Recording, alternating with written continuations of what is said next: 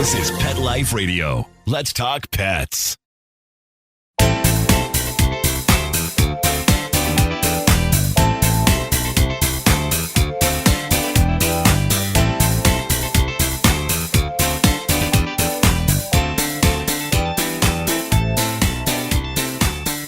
Welcome to Covered in Pet Hair, a boozy show for pet lovers on Pet Life Radio. I'm your host, Isabel and today I have the pleasure of having a drink and a chat with a lady who believes in dog. And boy, does she ever. I will tell you all about her and introduce you as soon as we come back from these messages from our sponsors. Take a bite out of your competition. Advertise your business with an ad in Pet Life Radio podcasts and radio shows. There is no other pet-related media that is as large and reaches more pet parents and pet lovers than Pet Life Radio. With over 7 million monthly listeners, Pet Life Radio podcasts are available on all major podcast platforms, and our live radio stream goes out to over 250 million subscribers on iHeartRadio, Odyssey, TuneIn, Stitcher, and other streaming apps. For more information on how you can advertise on the #1 pet podcast and radio network, visit PetLifeRadio.com/advertise today. Let's talk pets on PetLifeRadio.com.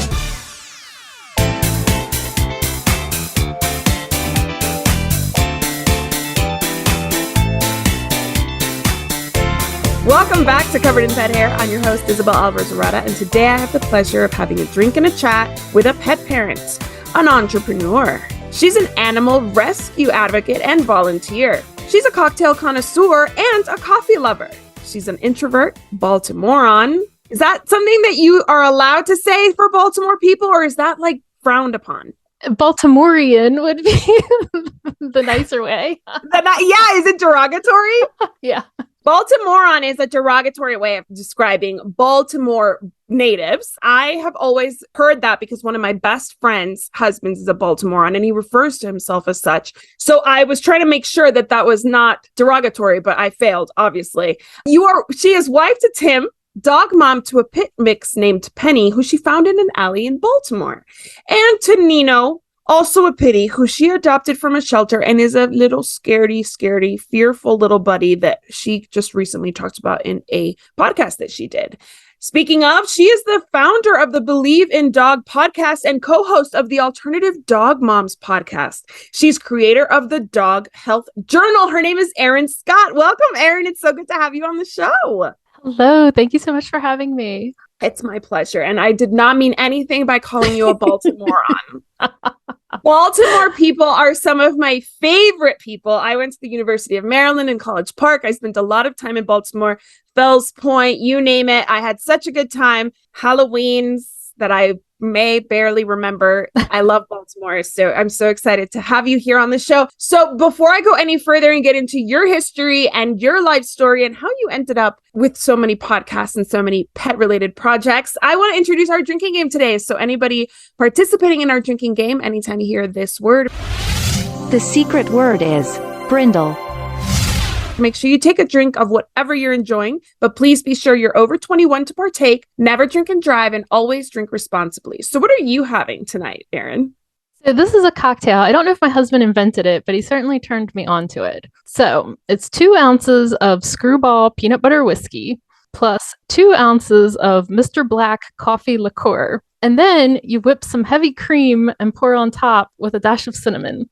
This is why I like Baltimore people, because y'all know how to drink. That is true.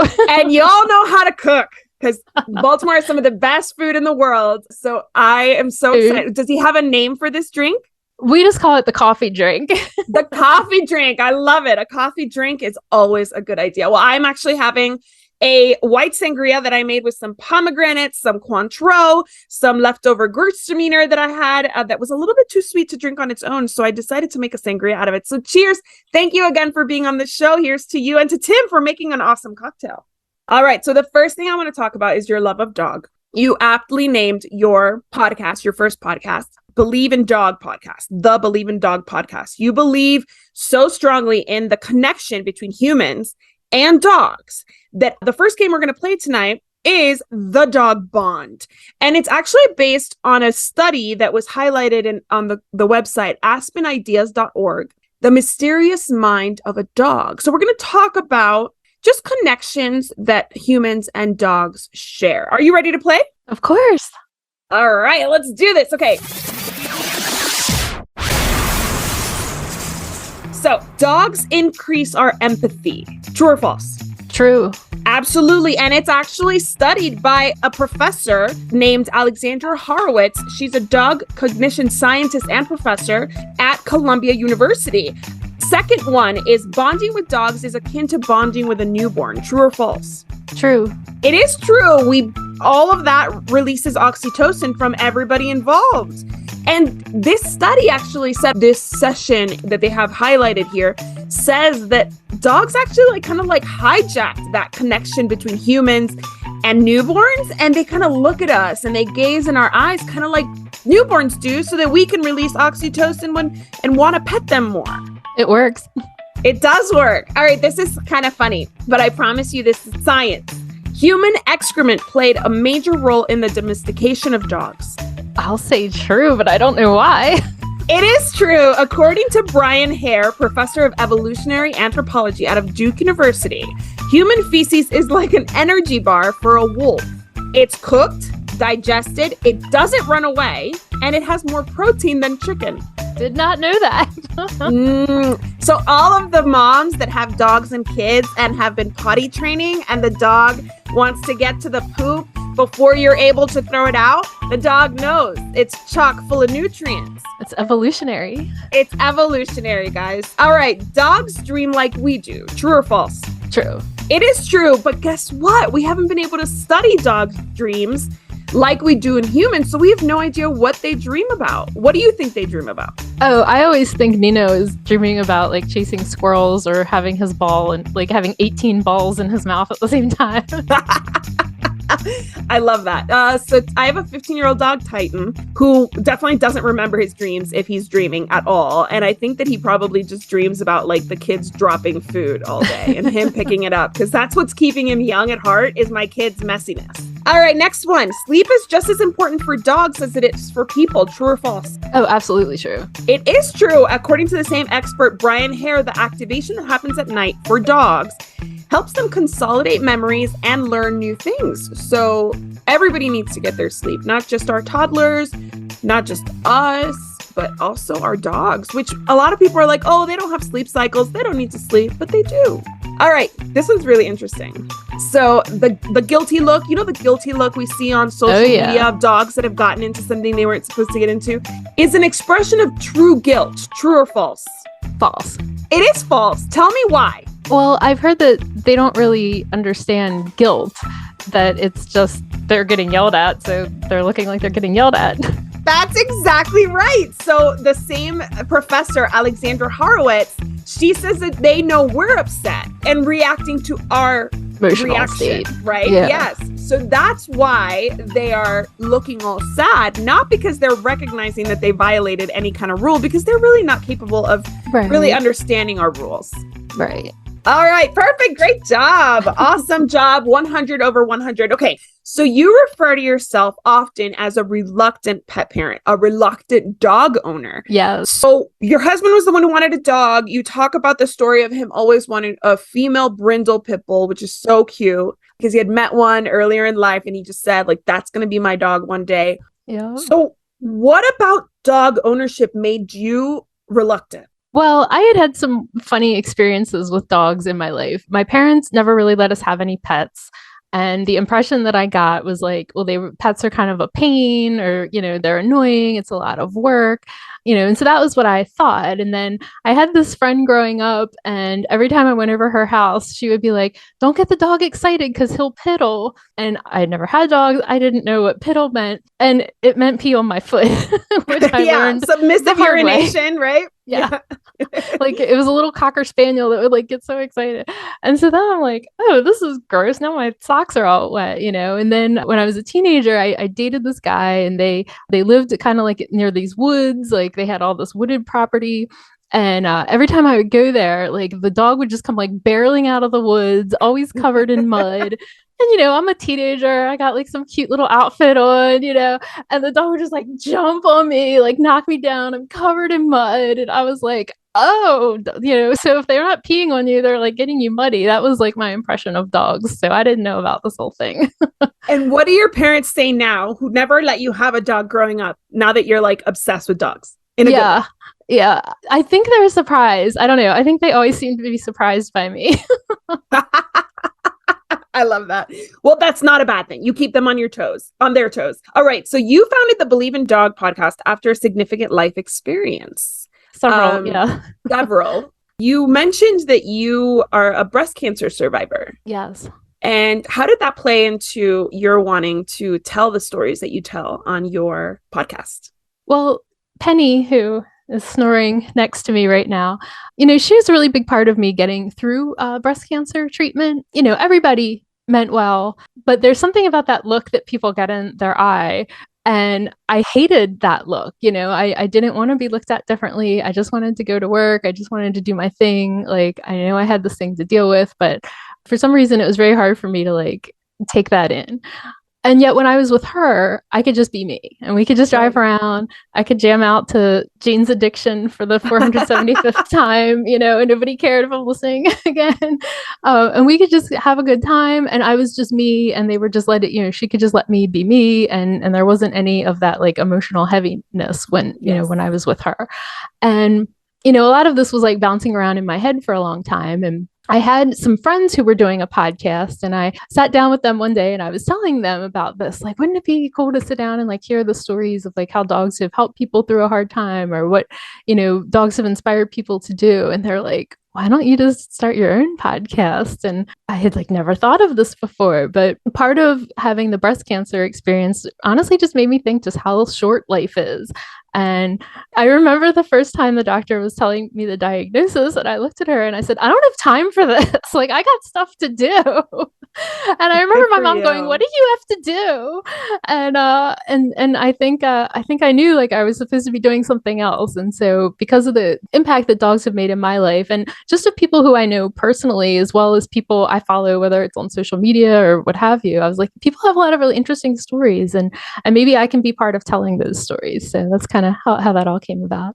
You do a great job. We were just talking about how I feel like you're like the Oprah of the dog podcasting world because I will take that a compliment. So you have such a soothing, your voice right now is very like casual, like we're getting to know each other, but your voice on your podcast, especially your first episode where you tell the story of how you became inspired and you share a lot of hardships you've been through, your voice is so on point that honestly, it sounds like an audiobook. It sounds like you're reading a story. So like the day that you write down your story and share the Believe in Dog podcast book, you should read the audiobook because you have the perfect voice for that. Well, tell me, who is your favorite guest you've interviewed in your, what do you have, like almost 60 episodos? So yeah, if you were to have to narrow it down, gosh, who's your favorite? First of all, that's like I feel like I have to, I feel like I have to like fall in love with everybody's story, and really just see the beauty of it. So when I'm doing them, like everyone that I'm doing feels like my favorite. I will say one of the more recent ones I did was super duper special to me. It was with Meredith May, who's an author. And she and I have a special connection because her half brother was one of my best friends in high school. And they did not grow up together. She grew up in California with her mom. He grew up here with their dad. And I have learned a lot from her writing because she's written a couple other books about like their family dynamic and their family relationships. And so it was really extra special for me to share that. And also because she was so honest about, oh, I made all these mistakes. I had all these assumptions and I was wrong and I had to learn and evolve and adjust. And I just so appreciate anybody who's able to be like that honest and that brave. And she's really opened herself up to some criticism about some of the things she did or thought or her actions. And I mean, I just think that that's amazingly brilliant and brave. So that episode is extra special to me. I actually haven't finished all of it, but I've listened to the majority of it. And I agree. She talks about how she went to a breeder, how it was kind of an impulse thing, how it became competitive. She wanted to get to the dogs before other people who were looking at the dogs got there. She ended up adopting or buying the most difficult dog she's had in her dog owning history, which is a long one. And I think we've all been there. We've all been in moments where we kind of like, we lost sight of what was important. We kind of just like kept going forward. And then we learned a lesson as a result. Not that it was a mistake, because it was probably meant to happen. And a lot of good came from it. But yeah, she did talk about how she was criticized for going to a breeder and how that was the point she was trying to make. She was trying to make the point that like, you can get, you know, you can go to a breeder, you can go to the shelter. What you get is what you get. And you have to consider that before you adopt any pet, that it may not be perfect and it may take some work. And I know you've worked a ton with rescue. So I want to take a break right now. And when we come back, I want to dig in a little bit deeper into your experience as a rescue advocate, especially in the Baltimore area. So don't go anywhere. I'll be right back with Erin Scott of the Believe in Dog podcast right after this. For those fortunate to have experienced the deep bond and unconditional love of a companion animal, the death that follows can be one of the most difficult and misunderstood losses to go through. Many times, this devastating loss goes unrecognized and trivialized by family and friends, leaving grieving pet parents struggling to find healthy ways to cope with the loss. In And I Love You Still, a thoughtful guide and remembrance journal for healing the loss of a pet, Dr. Julianne Corbin calls attention to the difficulties unique to the loss of a beloved pet and provides an interactive and compassionate guide to help you process your loss and work towards coming to a place of peace and healing. For those interested in journal therapy and looking for a professionally written and compassionate resource to help understand and reconcile the grief associated with the loss of your pet, this book is for you. And I Love You Still, a thoughtful guide and remembrance journal by Julianne Corbin, is now available for purchase on Amazon and other major book retailers.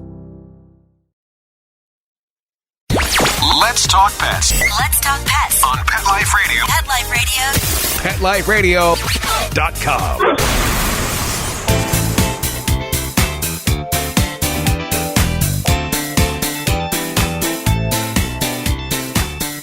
Welcome back to Covered in Pet Hair. Today I am speaking to Erin Scott, the host, the creator of the Believe in Dog podcast, which really tells stories about how dogs influence our lives, how they change our lives, how they help us heal, how they teach us things, how they make us better people. And before I get into how dogs have made her a better person through her volunteer work, I actually want to get into a little bit of Baltimore trivia. So the second game we're going to play is called Be More First. So I'm going to give you some trivia and you're going to tell me if it's true or false. And this is about Baltimore being the first to do something. So let me know what you think. We'll see how much you know about your home city of Baltimore. All right, the first one is, in 1743, the first professional sports organization in the whole United States was formed in Baltimore. True or false? True. Do you know which one it was? I'm thinking baseball. It wasn't baseball, the Maryland Jockey Club. Oh, okay. Maryland, for those that don't know, has a lot of, horse racing, the Preakness and all that. So yes, that actually stood out to me. I'm not big on horse racing, as most animal advocates are not, but it was something that was organized in Maryland. Baltimore is part of U.S. aviation history with the first manned hot air balloon ascent. True or false? I have no idea. It is true. Most people might think it's New Mexico because they have the hot air balloon, festival. But the first time a manned hot air balloon went up was in Baltimore. Did not know that. I didn't either until I did this research. Baltimore was the first planned city in North America. True or false? True. It's actually false. It was Philadelphia. Oh. Yes. All right. Next, in 1816, Baltimore was the first U.S. city to illuminate its streets using hydrogen gas. True or false? Yes, true. It is true. Baltimore is home to one of the first permanent monuments to George Washington. Do you know where, what? Tell us a little bit about it. Oh, yeah. I used to work right by it. Oh, cool. Is it in downtown Baltimore? Yeah, just like a couple blocks north of downtown. Yeah, on Charles Street. Nice. All right. Awesome. I don't think I've been there before, to be honest with you. I've spent a lot of time downtown Baltimore. Definitely been to an Orioles game. Definitely been to the Inner Harbor, but not sure that I've seen this monument. All right. Next one. Yellow pencils were invented in Baltimore. True or false? That sounds like vaguely true to me, like something I learned in 4th grade, but... It's false. According to the research I did, they were invented in Chicago. Okay. All right, I have 2 more for you. Baltimore was the first city to erect a statue to Edgar Allan Poe. Oh, that has to be true. It is true. And who doesn't love Edgar Allan Poe? All right, next one. Since 1949, every year on the night of Poe's birthday, a mysterious stranger in black used to leave a bottle of cognac and 3 roses on his grave. Yes, absolutely true. It is true. And just as mysteriously, he or she stopped going in 2009. So that was the last year that somebody did this. They would bring a bottle of cognac and 3 roses to Edgar Allan Poe's grave. Isn't that interesting? Yeah. Well, I love that. I love that trivia. That was super cool. So you volunteer with a nonprofit called Be More Dogs. How did you get involved with them? And what kind of work do you do for them as a volunteer? So it's kind of evolved over the years. Originally, it started out just as kind of like a pro pitbull organization. You know, pitbulls are super common dogs in Baltimore. And, you know, there's a lot of weirdness around having a pit bull sometimes. Unfortunately, yes. Yeah. Which I had no idea about when I first, you know, adopted dogs. But and when you first got your female brindle pit bull, you had no idea that people were going to be scared of her. Yeah, no idea. And I'm like, oh my God, if people met Lucy, like they would fall in love with her. And that was sort of my motivation of finding this. And it was also just to promote like, oh, that, you know, a lot of the early people in Be More Dog, you know, were involved in like agility and dock diving and just showing, oh, that, you know, pit bull dogs can be, you know, competitive in these sports and great and putting a face out there. And so we had a lot of like goals in the very beginning of kind of like helping people just kind of be more responsible, you know, keeping your dog in your yard, you know, just things like this. And so we started going out and going to community events and really kind of like hearing what the needs of the community were. And what we really found out was, you know, people had no access to veterinary care in a lot of neighborhoods in Baltimore, not only just for money, you know, financials a big thing, but also just transportation. You know, if you have a pit bull dog, you can't get on a city bus to take him to the vet. And just like there are resource deserts and even food deserts where there's areas where people don't have access to a grocery store, there's veterinary deserts. And, you know, there's a lot of people who can't walk down the street. I mean, there's, you know, 10 vet clinics within a 5-mile radius, you know, of me. In a suburb, sure. Yeah. Right. But, you know, when you live, you know, in a impoverished neighborhood, that's not the case. So we started doing pop-up veterinary clinics in various neighborhoods throughout Baltimore where people don't have access to veterinary care. So I get to work very closely with the veterinarians, kind of act like as a vet assistant. We've had almost 4,000 dogs come through our clinics over the last, I think it's 11 years now. Wow. So I've been right there, you know, for almost all of those, you know. So yeah, it's been really special to learn about the needs of the community, to hear the stories of people's dogs, you know. We've been able to dispel a lot of misconceptions. What we really learned was there's a ton of rescue that goes on, you know, in neighborhoods where people don't have access to resources. Right. And a lot of people taking in neighbors' dogs, you know, something happens to someone. Spending money out of their own pocket. Yeah. Yeah. I mean, having their dogs eat before they do. Like these are all common stories that we hear time and time and time again. So it's been super just motivating and just very special, and it has made me a better person and made me realize, you know, just how privileged I am to have what I have, and that I do feel a duty to give back and serve, you know, to help dogs, but also to help people. Because I think what we learned is it's really great if we care about dogs, but we really need to care about people too. Yes. So it's been a really special experience to get to do those. Yes. Absolutely, especially for people who love dogs as fervently as you do, right? You obviously have that connection already. So now you're peers. You're not strangers. Now you're like, you're connected with that love of dog. So do you have a full-time job, or is the dog world now your full-time job? No, I do have a day job, yes. Oh my gosh. Okay, so what do you do for your day job? Just curious. I'm a paralegal. Oh my goodness. Busy. Oh, yeah. So you're a paralegal. You have 2 podcasts that you do. You volunteer, it sounds like, very often and very consistently with this organization, Be More Dogs. But you also started the Dog Health Journal. Is that a physical journal that you sell?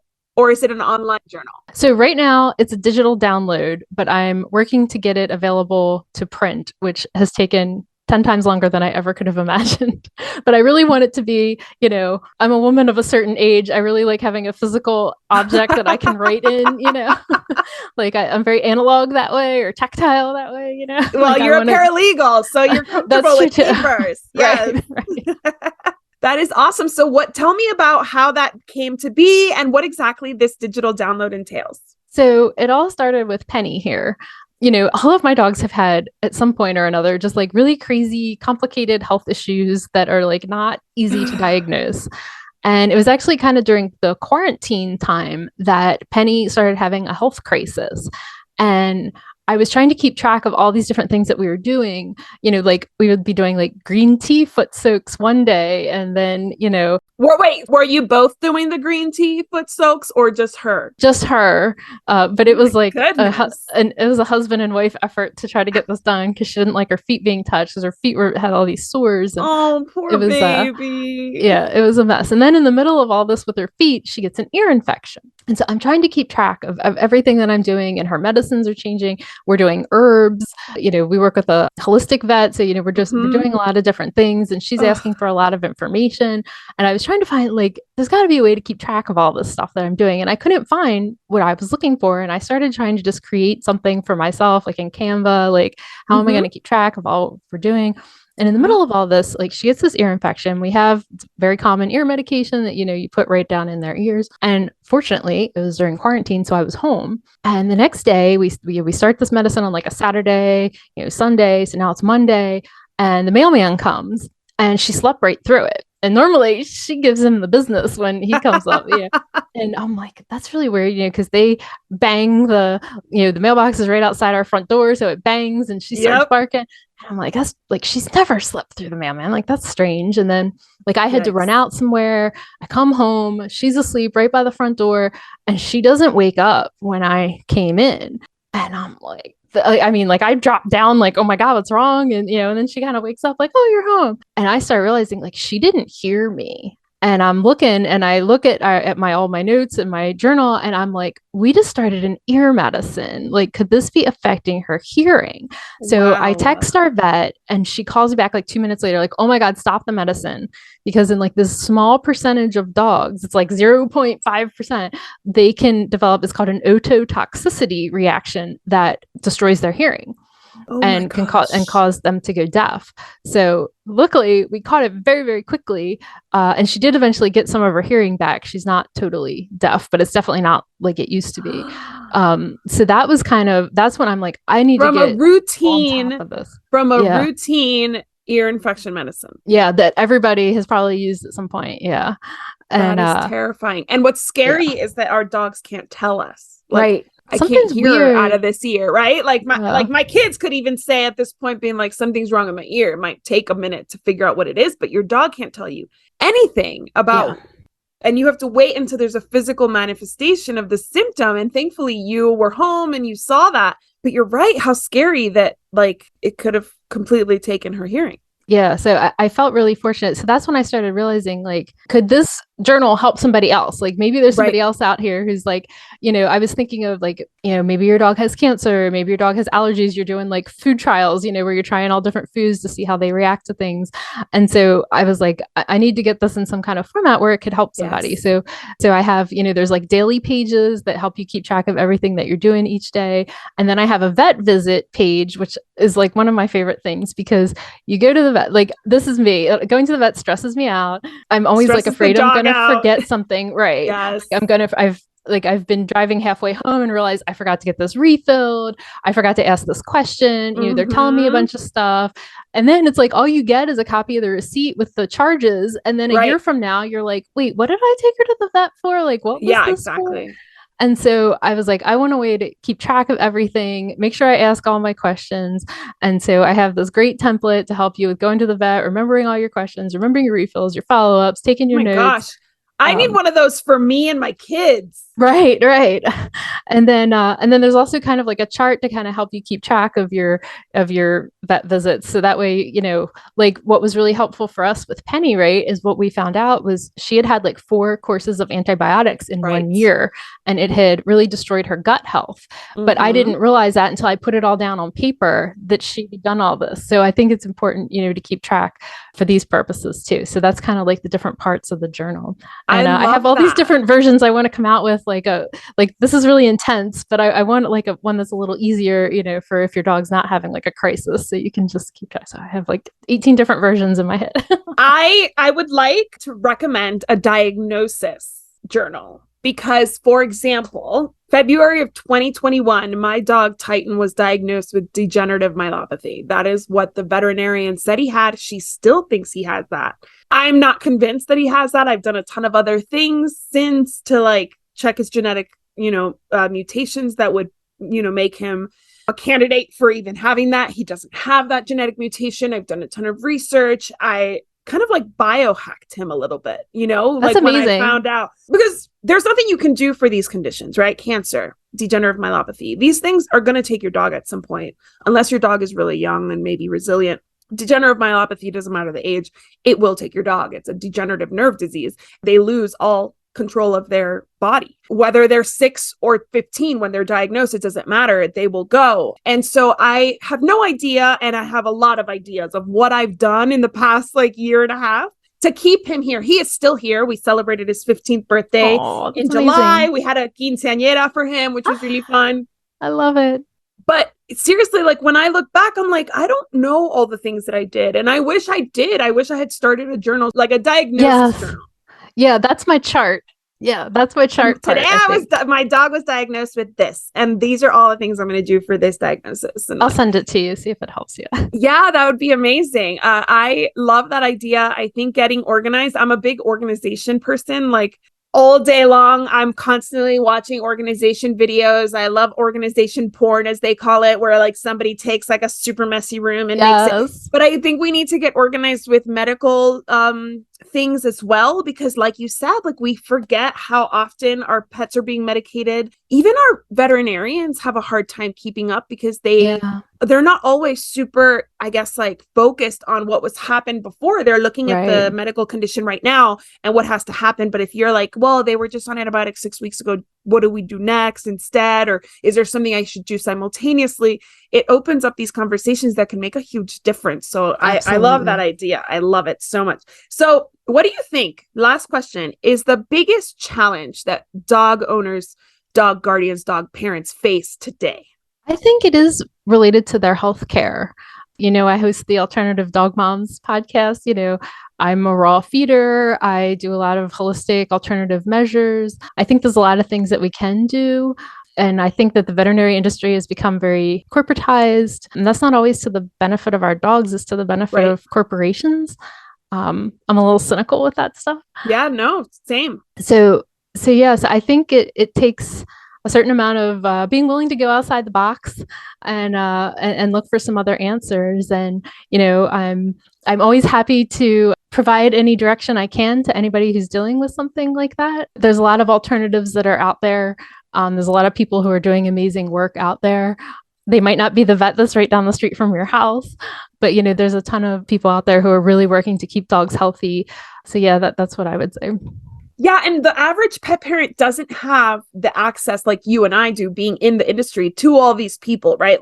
We are basically the curators of these resources, right? You interview people that have great stories to tell. I interview people who are doing fun things in the industry. We inevitably end up stumbling across veterinarians that are really inspirational, or product manufacturers that are changing things around. But your average pet parent doesn't have that access. I just went to Super Zoo and I met so many people and learned about so many brands that are not only doing better for our pets, but also for the environment, that are sourcing things more responsibly.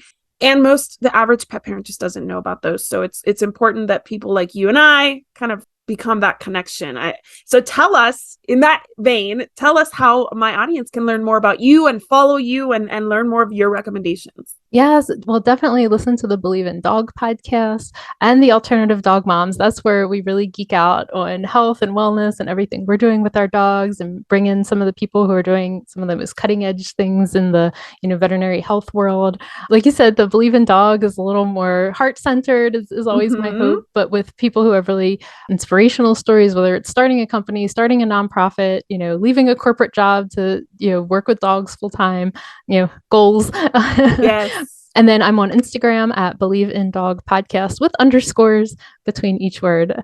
And I'd love to hear from you. And if somebody has a health problem, like I'm always happy to help you, point them in the right direction, share the resources that I have. I live for that stuff. Absolutely. And just a shout out to Kimberly Gauthier. She is your co-host on the Alternative Dog Moms podcast. She was a guest on Covered in Pet Hair. Oh, I'll link the video to her interview up here so you guys can get to know her too. You guys are a great match. Thank you so much for taking the time to speak with me. I just want to propose a toast to you, to Tim, to all the puppies that you have impacted. Thank you for all you do. Thank you so much. I also want to propose a toast to our executive producer, Mark Winter. Thank you, Mark. And to our audience for tuning in with all of these awesome guests that I get to bring to you. So thank you for being my audience. Thank you for following all of our guests and supporting us in this endeavor to get more people informed of all the good things that are out there for your pets. So cheers to you. Here's to a life covered in pet hair, because there's no better way to live. Cheers. To learn more about Covered in Pet Hair, please visit coveredinpethair.com or petliferadio.com. Thanks for watching, and I'll see you next time. Let's Talk Pets, every week on demand, only on PetLifeRadio.com.